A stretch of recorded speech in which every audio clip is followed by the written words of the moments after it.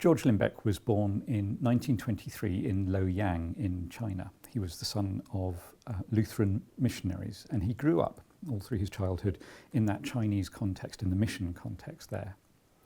Eventually, though, he was sent back to the States to do his university study, and after a while he ended up specialising in medieval Western theology, and that's the area in which he did his PhD, and it was the area of his initial teaching.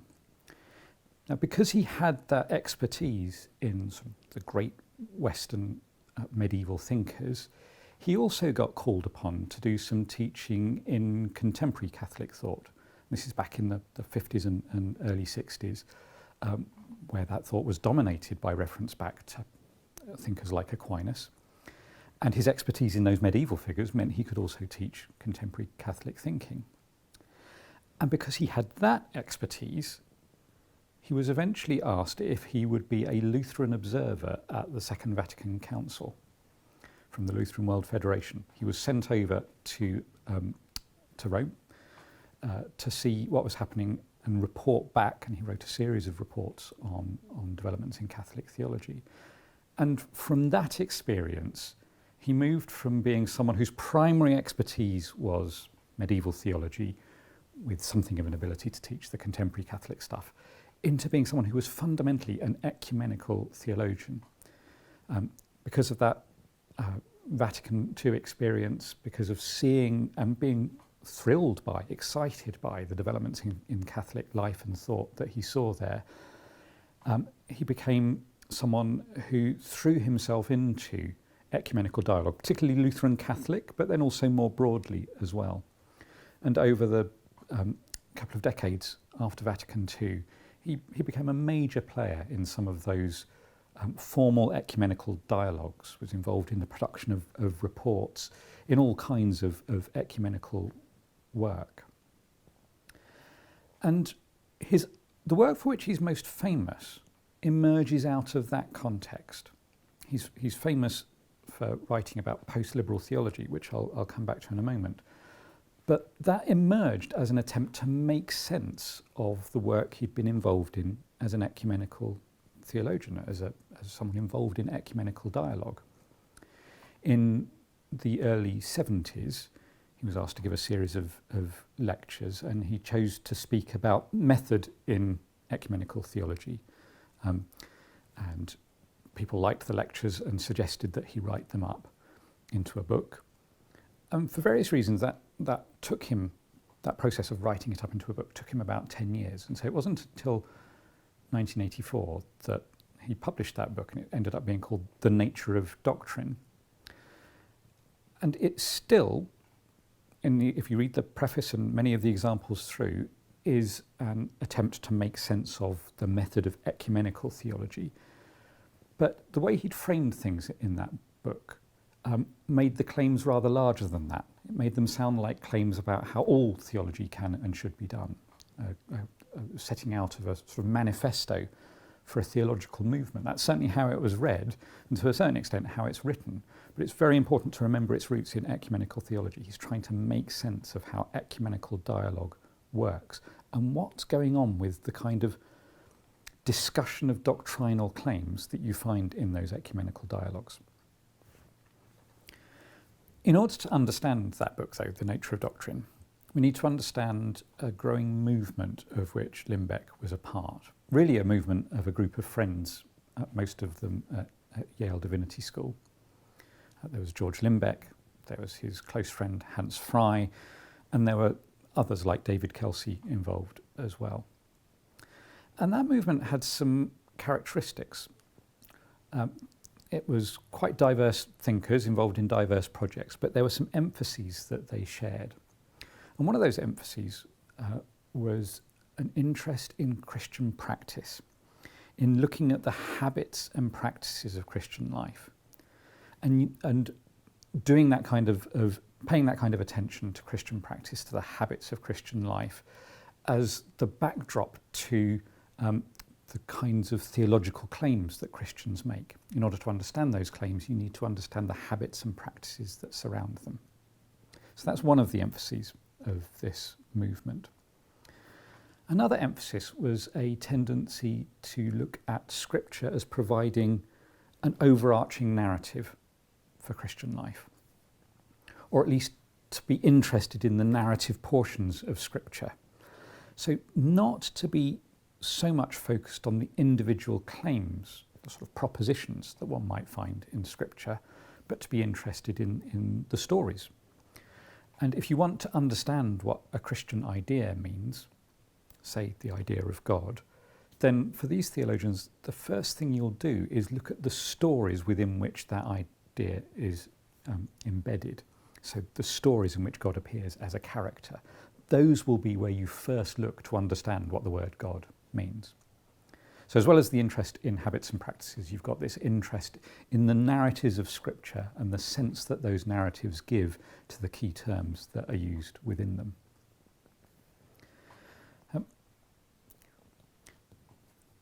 Another emphasis that you find amongst these theologians is an emphasis on the way in which the distinctive Christian life, distinctive Christian language flourishes in distinctive communities, in communities that are visibly distinct from the surrounding culture. So Lindbeck, amongst others, was interested in the way in which the speaking of Christian language was best fostered in quite tight-knit communities that preserved a particular culture, a particular Christian way of being in the world. But Lindbeck wanted a Catholic sectarianism. That is, he wasn't interested in promoting a vision of Christianity sort of separating out into distinct enclaves that never communicated with one another.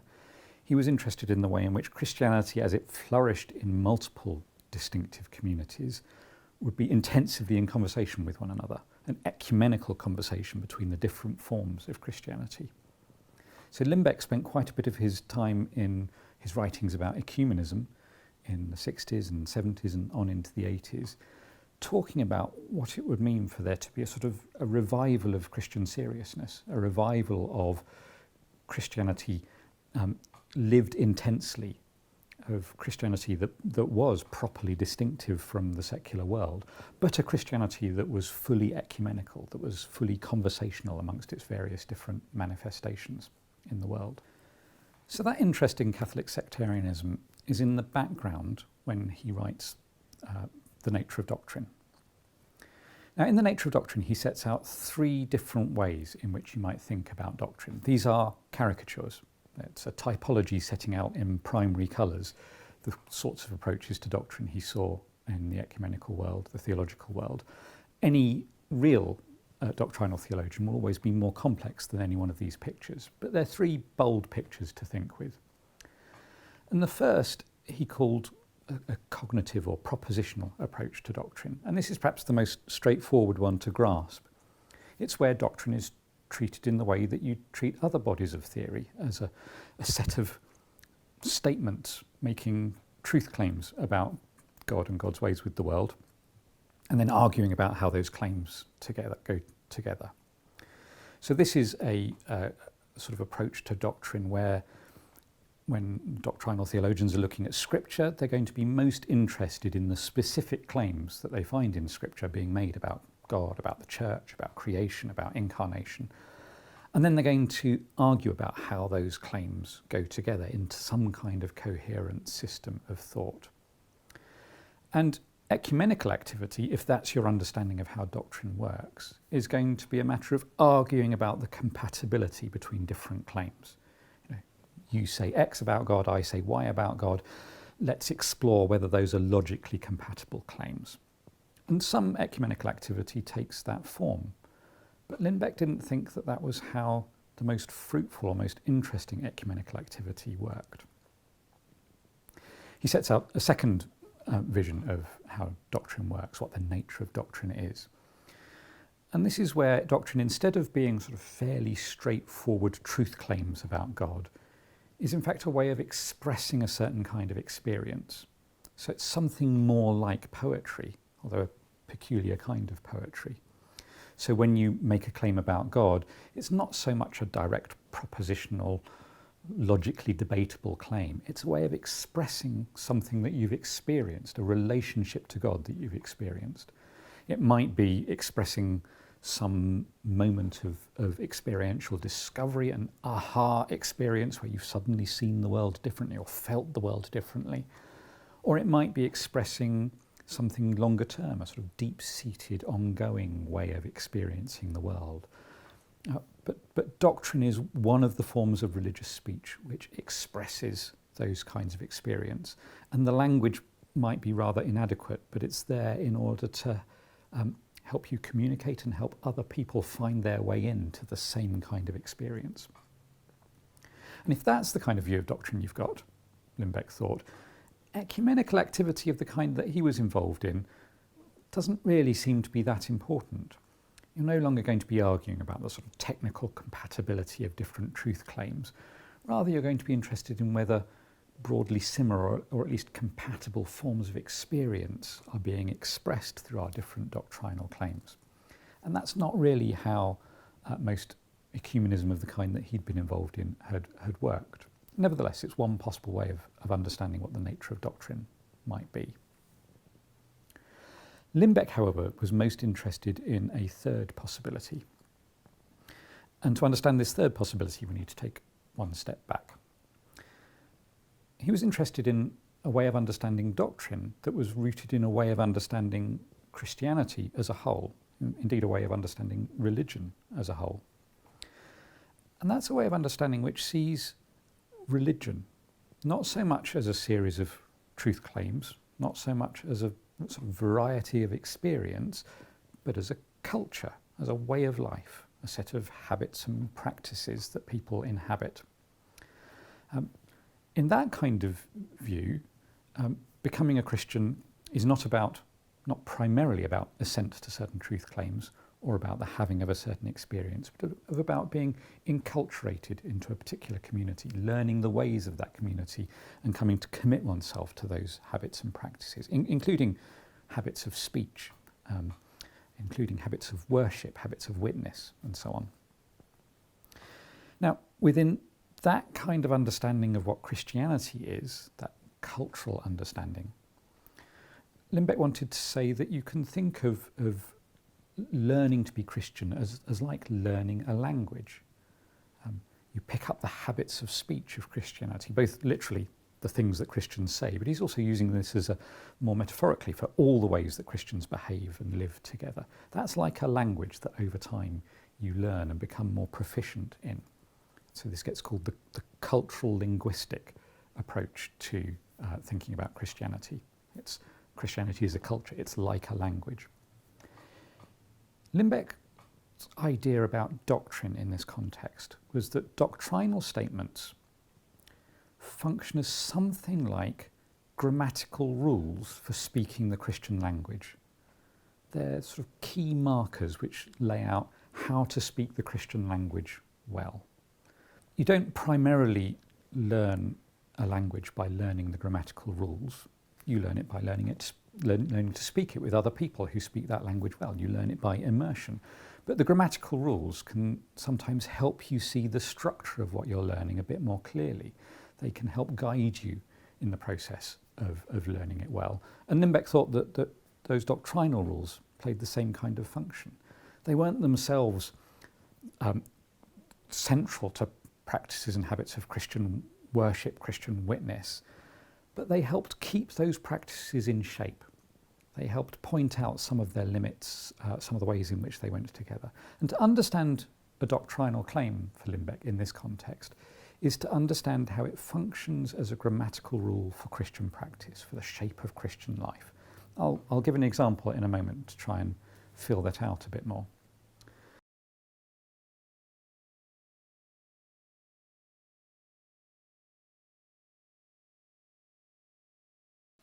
I'm delighted that the St John's timeline has now found a new home.